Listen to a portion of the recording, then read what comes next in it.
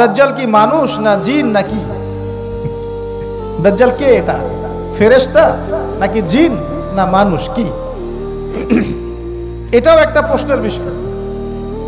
কিভাবে দেখুন, আল্লাহর নবী সাল্লাল্লাহু আলাইহি ওয়াসাল্লাম বলছেন নূহ আলাইহিস সালামের সময়ও নূহ আলাইহিস সালাম তার কওমকে দাজ্জাল সম্পর্কে সতর্ক করেছেন। তার মানে পৃথিবীর সূচনা থেকে সে পৃথিবীতে ছিল এবং সে বের হবে শেষ জামানায়, এবং বের হয়ে সে তার অনুসারীদেরকে নিয়ে বিশ্বটাকে শাসন করবে। তার মানে অনেক লম্বা একটা হায়াত সে পেয়েছে। কোন জাতি এত লম্বা হায়াত পায় বলেন তো? কোন জাতি মানব জাতিকে এত লম্বা হায়াত পায়? একটা মিস্টেরিয়াস ক্যারেক্টার দাজ্জাল। সে কি?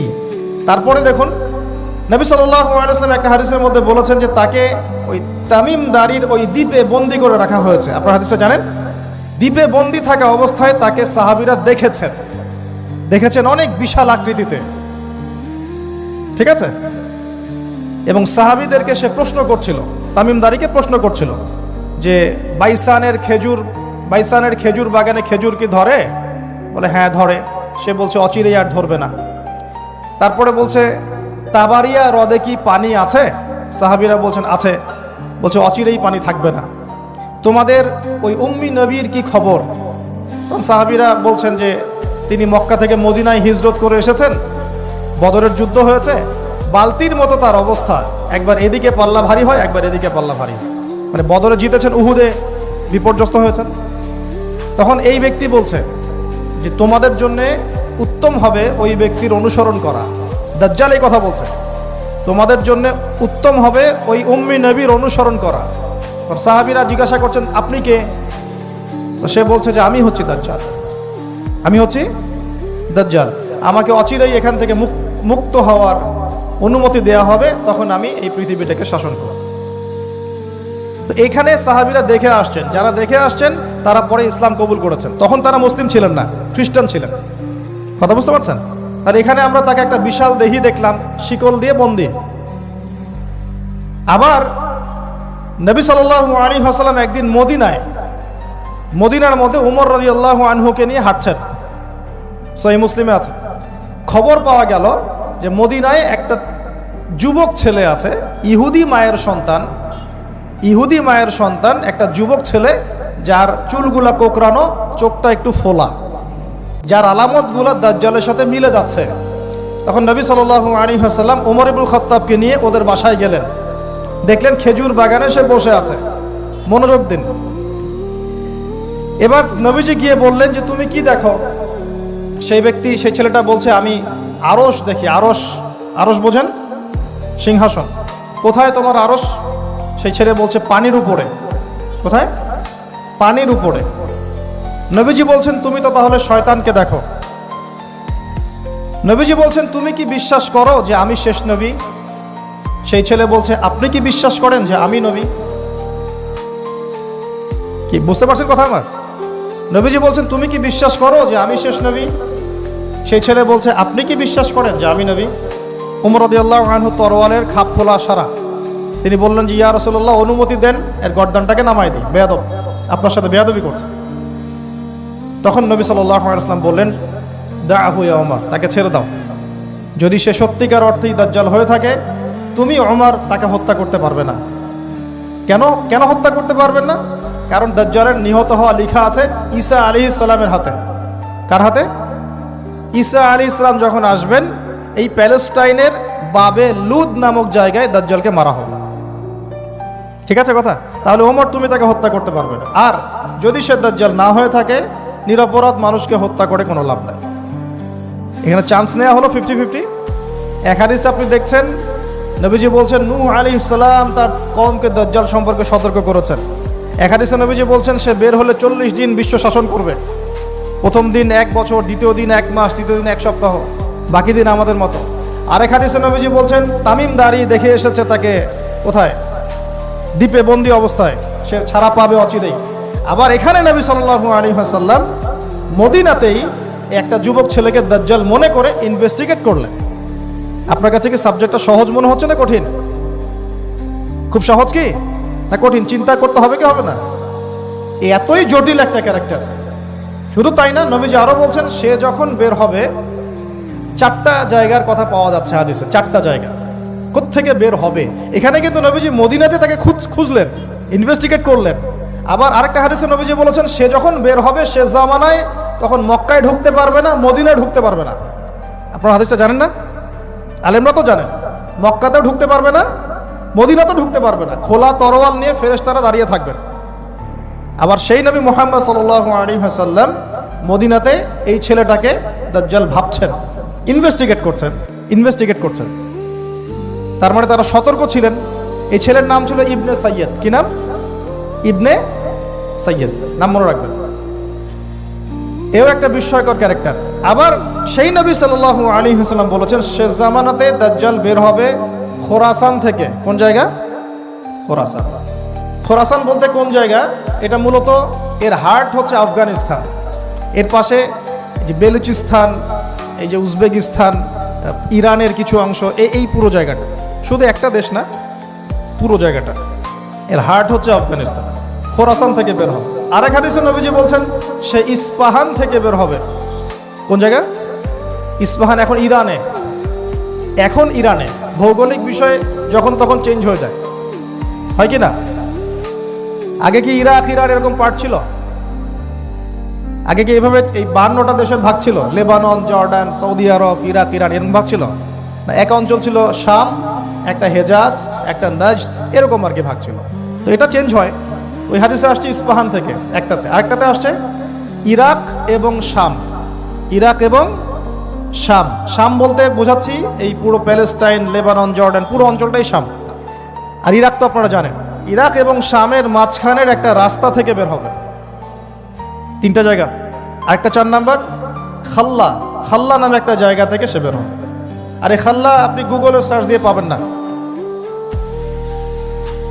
গুগলের সাথেও দাজ্জালের অনুসারীদের একটা সম্পর্ক আছে, আপনার ফেসবুকের সাথেও আছে, প্রযুক্তিগুলোর সাথেও আছে, নিউক্লিয়ার ওয়েপেন্সের সাথেও আছে, বর্তমান ব্যাংকিং সিস্টেমের সাথেও আছে, এবং বর্তমান গ্লোবাল পলিটিক্যাল অ্যাফেয়ার্সের সাথেও দাজ্জালের অনুসারীদের সরাসরি সম্পৃক্ততা আছে।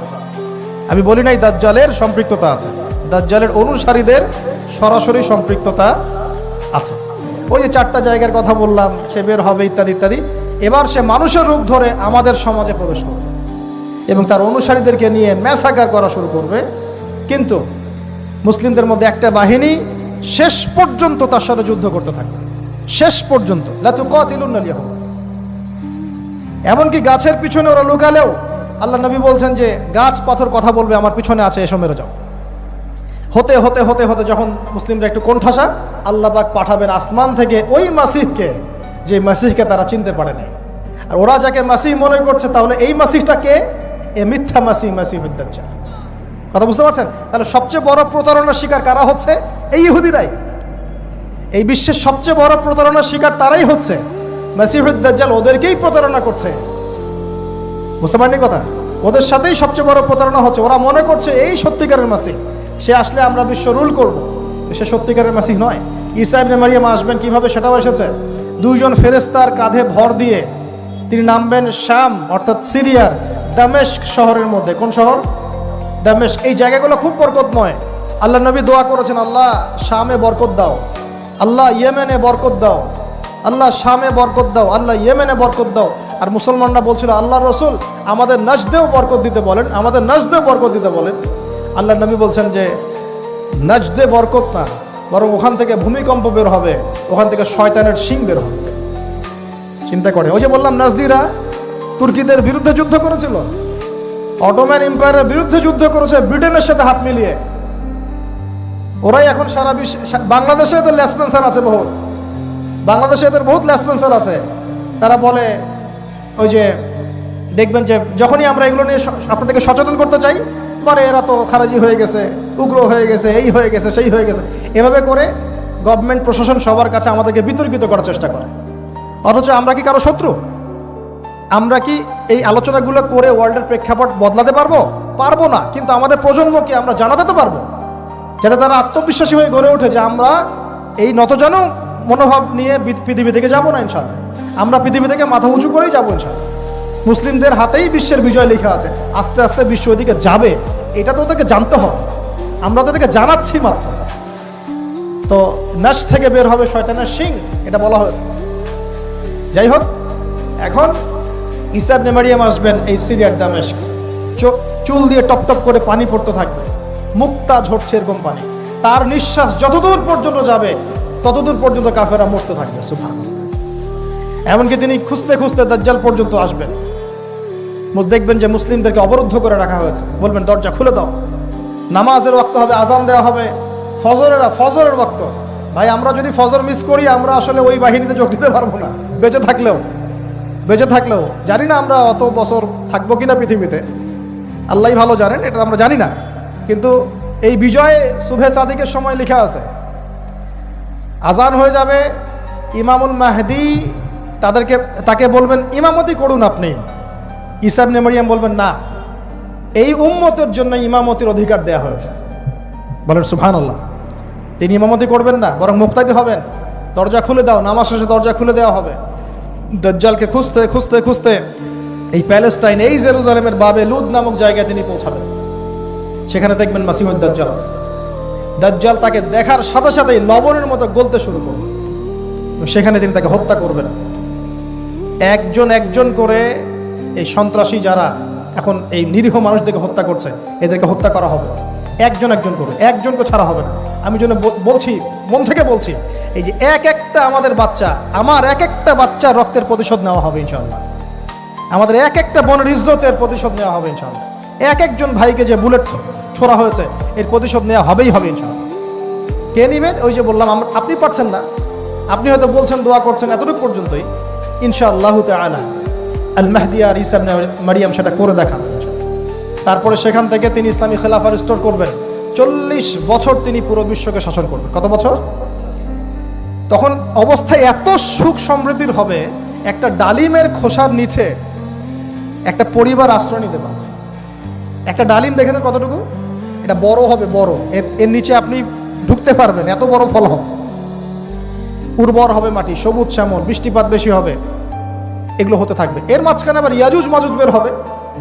ইয়াজুজ মাজুজ বের হওয়ার পরে পৃথিবী ম্যাসাকার করবে। তারা এমনভাবে পৃথিবীতে ম্যাসাকার করবে যে ঈসা আলাইহিস সালাম এবং তার অনুসারীরা তুর পাহাড়ে গিয়ে লুকাবেন, আত্মগোপন করবেন, এবং তাবারিয়া হ্রদের পানি তারা খেয়ে ফেলবে। পরের দল এসে বলবে কোনো এক সময় মনে হয় এখানে পানি ছিল, মানে পানি সব খেয়ে সাবার করে ফেলবে। কথা বুঝতে পারছেন? ঈসা আলাইহিস সালাম দোয়া করবেন, আল্লাহ এই আযাব থেকে আমাদেরকে তুমি বাঁচাও।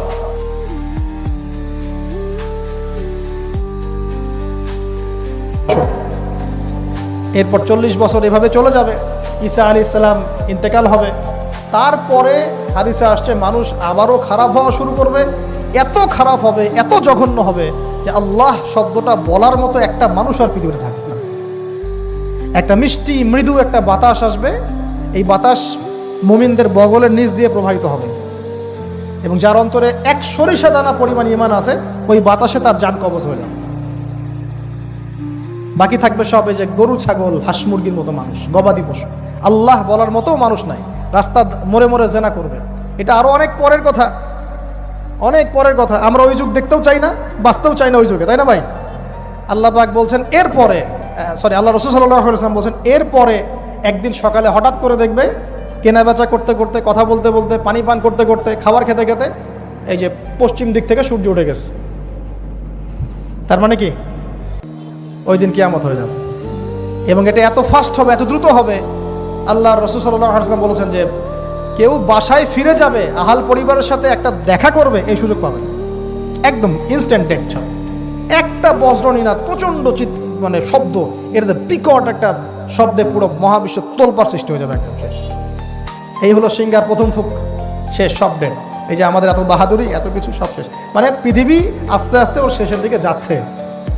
এগুলো ভাই বিশ্বাস করেন, পৃথিবীর সমস্ত সংগঠন, জালেম, কাফের, ফাসেক, মুশরিক, মুনাফিক যা আছে পৃথিবীতে, একত্রিত হয়েও এই সত্যটাকে কেউ টলাতে পারবে না। আমরা সারা মুসলমানরা মিলেও যদি এই সত্যটাকে টলাতে চাই, পারবো না। মানে আস্তে আস্তে আলটিমেট গোল এটাই পৃথিবীর। এরপরে কিয়ামত, তারপরে আপনারা জানেন কি হচ্ছে, ফামান ইয়ামাল মিসকালা যাররাতিন খায়রান ইয়ারাহ এক চুল পরিমাণ যদি ভালো কাজ কেউ করে থাকে তাকে সেটা দেখানো হবে। ওয়া মান ইয়ামাল মিসকালা যাররাতিন শাররান ইয়ারা, এক চুল পরিমাণ খারাপ কাজ আমরা কেউ করে থাকলে দেখানো হবে। তবে যারা লা ইলাহা ইল্লাল্লাহ এই তাওহীদের উপর থাকবে, যত বড় গুনাহ করুক না কেন আল্লাহ মাফ করে দিবেন ইনশাআল্লাহ, ইনশাআল্লাহ। কারণ আমাদের জন্য নবী সাল্লাল্লাহু আলাইহি ওয়াসাল্লাম সুপারিশ করবে। তাই বলে কি আমরা গুনাহ করতে থাকবো এখন? এটা নবী সাল্লাল্লাহু আলাইহি ওয়াসাল্লামের শান, তার মর্যাদা। আল্লাহ রাসূল সাল্লাল্লাহু আলাইহি ওয়াসাল্লাম এই কথা বলে গিয়েছেন যে কবিরা গুনাহগার মুসলমানদের জন্য আমি সুপারিশ করব। তাওহীদের উপর যারা থাকবে ইনশাআল্লাহ জান্নাত, শিরকে থাকলে, কুফরিতে থাকলে জাহান্নাম ছাড়া কোনো গতি নাই। এই হলো পৃথিবীর শেষ। আমরা তো জান্নাতে যেতে চাই কি চাই না ভাই? তাহলে এখন আমরা জানি যে এই অবস্থা কেন হচ্ছে, কেন জেরুজালেম নিয়ে এত কিছু হচ্ছে, কেন ওখানে ওরা এত অত্যাচার করতেছে। ওরা কি চায়? ওরা চায় এই জায়গা শুধু না, পুরো হোলি ল্যান্ডটা দখল করতে চায়। তারা দাজ্জালের জন্য মঞ্চ প্রস্তুত করতে চায়, সোজা কথা। তারা মুসলিমদেরকে সেখান থেকে বের করে দিয়ে ওই জায়গাটা একটা দাজ্জালীয় স্টেট কায়েম করতে চায়। সেখান থেকেই মাসিহুদ দাজ্জাল বিশ্বকে নেতৃত্ব দিবে, এমনটা আসতেছে ভবিষ্যতে। তবে সেই নেতৃত্ব, সেই রাজত্ব, সেই ক্ষমতা চিরস্থায়ী হবে না। মুসলিমরা আবার জেগে উঠবে ইনশাআল্লাহ। ওই জায়গায় ঈসা আলাইহিস সালাম যতক্ষণ খিলাফা কায়েম করছেন না, কিয়ামত হবে না ইনশাআল্লাহ।